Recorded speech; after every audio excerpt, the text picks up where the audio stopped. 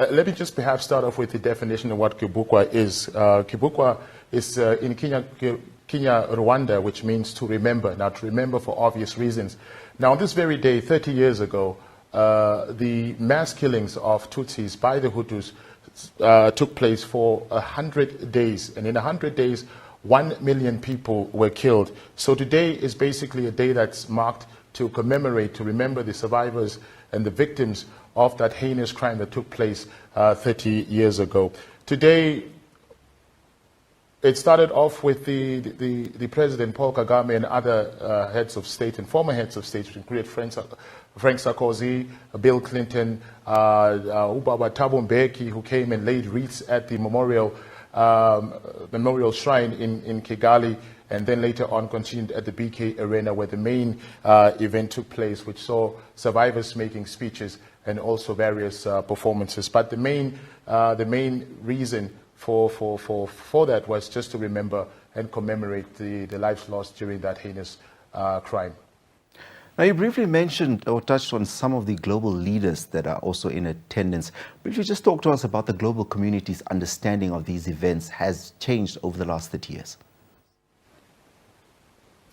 Of course, the fact that, you know, we had the former Belgian Prime Minister at this event, and you know that Rwanda was colonized by Belgium, and Belgium was one of the countries that the Rwandans feel that kept quiet. They were one of the superpowers, just in the same way that France and America and the international community stood by while the Tutsis were being killed. Not only the Tutsis, but also the moderate Hutus, the ones that stood against this whole idea of wiping the Tutsis out of the planet. So the general feeling now is that they owe Rwandans an apology for keeping quiet. And during Paul Kagame's speech, he actually did call out some of the countries that are still protecting the perpetrators of the genocide. They are in hiding in different parts of the world, including the States, Europe, and some in Australia, scattered all over the world. And he called them out on that, saying that what they're doing is not right and they should be brought to book. Now, 30 years of commemorations, particularly now with the younger generation of Rwanda, how do these commemorations impact that generation, and how or rather in terms of the direct memories of these events? Let's perhaps focus on why they're still marking this day 30 years later. And it's because, you know, if you look at the population of Rwanda, just like Namibia, is relatively young, and 3/4 of this population is 35 years or younger. So many of them have very little or no recollection of what happened. So in the same way that the Jews commemorate the Holocaust or the Srebrenica massacre in Bosnia at that time in the 90s as well, and also at home, it's to keep that memory. Because what happens is people are getting younger and they forget, and that leaves a gap for people who still believe in those ideals to change the narrative and actually say it never happened. As a matter of fact, we recently just found out that there are still genocide deniers, people who claim that this thing was, it's false, and that Hutus also died in this. It was a civil war, and that the Tutsis are just crying foul. And that's what this day serves to, you know, to address, that it should never happen again. Memory for the sense of that, not to forget what happened, not to go seek revenge, but rather not to have a repeat of what happened. Absolutely. Now, Rwanda, of course, has seen a remarkable development in a relatively short time since the genocide. What are the key factors that have contributed to that success, and what can we learn from them? Yeah, put bluntly, it's no-nonsense leadership. They got the basics right. Now, what happened after the genocide is that Paul Kagame and the top government officials convened a meeting, a national meeting, where leaders from all sectors of society were called, religious leaders, political leaders, to sit down and look at how they can rebuild this country that had been broken. Remember, the economy had collapsed, the health system was down, the morale was down. So what could they do, together in terms of rebuilding this country and bringing it to where it is? And one of the things that constantly came out during our engagements with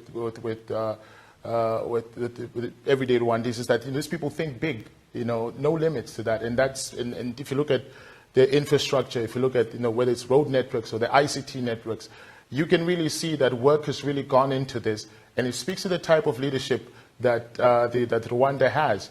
The fact that they appoint the right people, they groom talent, they go above and beyond in ensuring that the people that ought to be in these positions are indeed the right people, and understand that they are there to build this nation and not serving their own interests.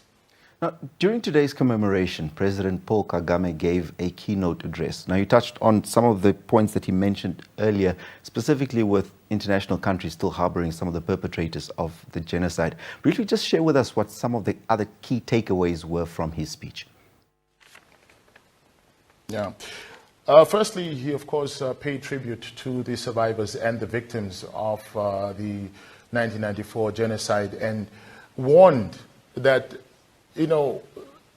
divisive ethnic tendencies, can bring down any nation. No one is immune to this. So we need to check ourselves. And remember, the late President, Dr. Hage always used to talk about how easy it is to destroy something, but it's very difficult to build. And I think that sentiment was echoed by President Paul Kagame during his speech by saying, look, you are not immune to this. If you let these things go unchecked, you will end up in the same situation that we ended up in. And the promise that he made is that never again, Rwanda will never experience this again. And that's why they go above and beyond. And he also took a swipe at people who criticize the fact that, this commemoration is seen by them as a political tactic, which is absolutely not, according to him.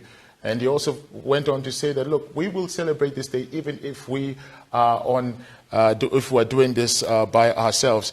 Kagame also took pride in the fact that Rwanda has become the country that it has become, coming out of the situation that it did.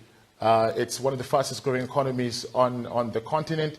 It's a tourism hub. It's a mice hub.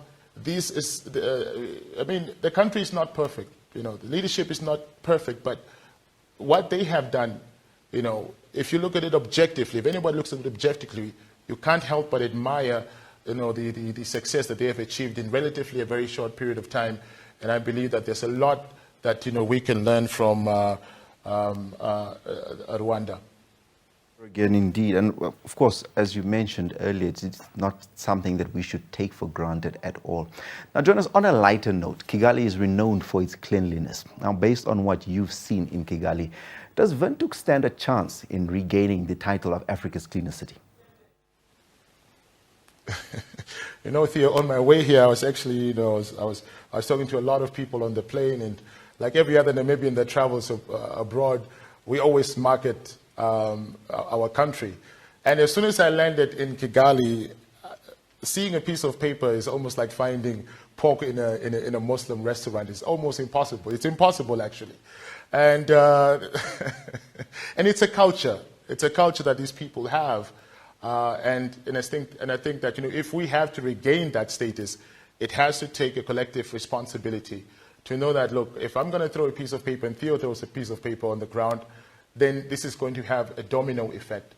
So it all starts with ourselves, and that's one thing that I've really noticed here, the sense of collective responsibility, the sense of patriotism and love for their country, and understanding that nation building is not only the responsibility of the government, but it is with each and every Rwandan. And I think that Namibia can also emulate this example.